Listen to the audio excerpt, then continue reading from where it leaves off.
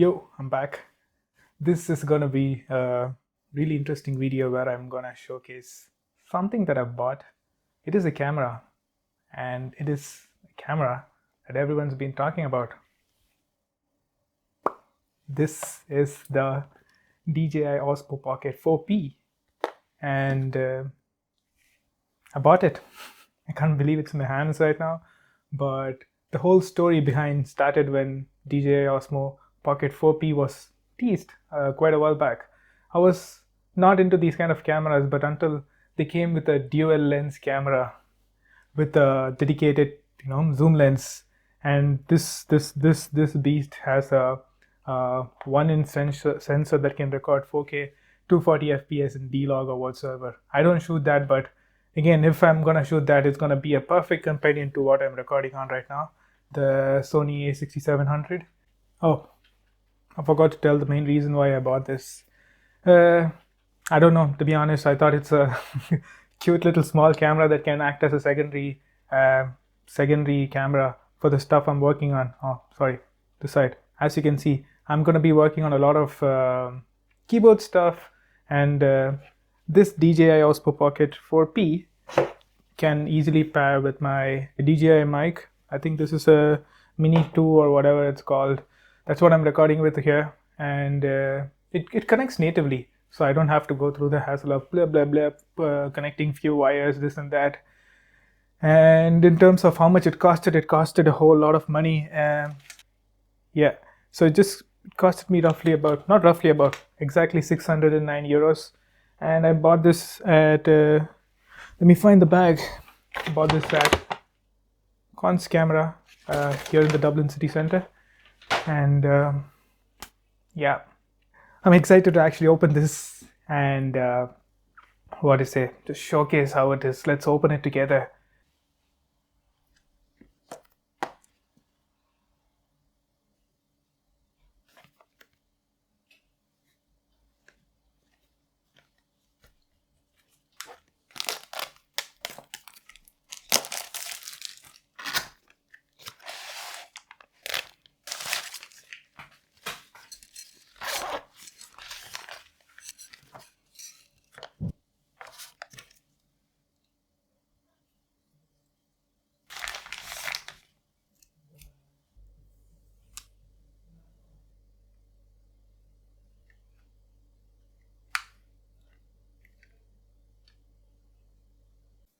Cool. Now that we've unboxed, we've come to the stage where we're gonna set up the camera, and it's asking me to basically download an app, connect.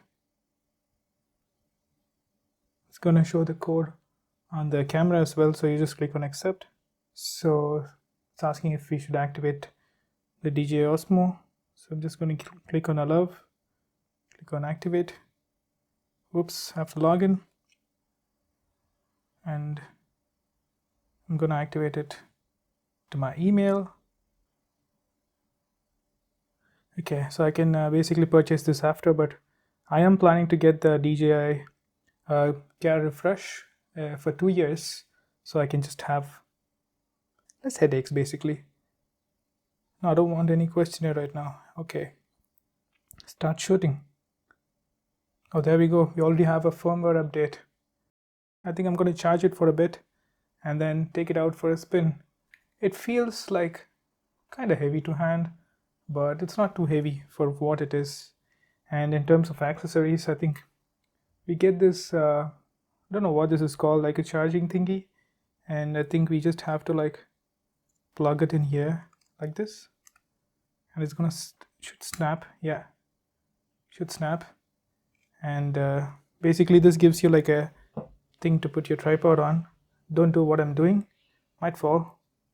And this thing is the light, and we have 2 buttons on top, one for the temperature and one for the intensity.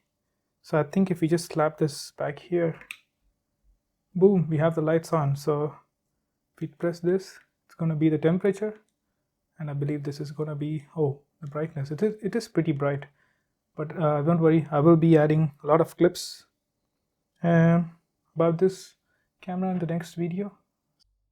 Yo, yes, me from the future when I'm editing this video. So I just thought of jumping in and saying I've added more clips from this camera. I took it out, I stepped outside and got something shot and I've added. And by the way, this is recording at 4K 60 with no external lights, just my monitors and the onboard microphone, so I can be the judge and decide how it sounds and how it looks. I haven't tweaked any settings, I'm just shooting on the auto mode because I'm that kind of guy. Anyway, go check out the clips. Until then, peace. Hey Akshara. Hi. Hello. Yeah.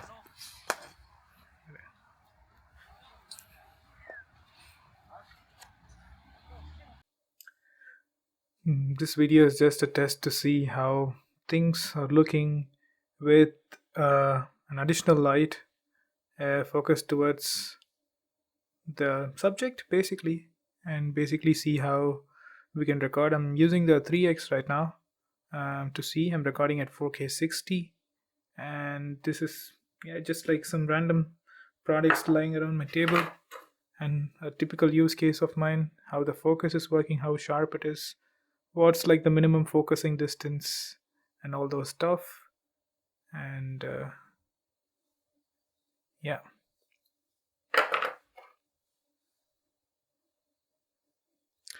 and I'm also using the default microphone that's connected, I mean on the body, and I'm gonna switch this to 1x now. Yeah, pretty wide to be honest, and let's see how it's gonna handle all this. So this is my beautiful camera that I use for shooting. The initial clips were shot on this, the unboxing, etc., everything was shot on this. So this is A6700 with a Sigma 1850 f2.8, and yeah, looks pretty good on the tiny OLED screen. But let's move this to a bigger picture. I mean, on the main screen and see how it is.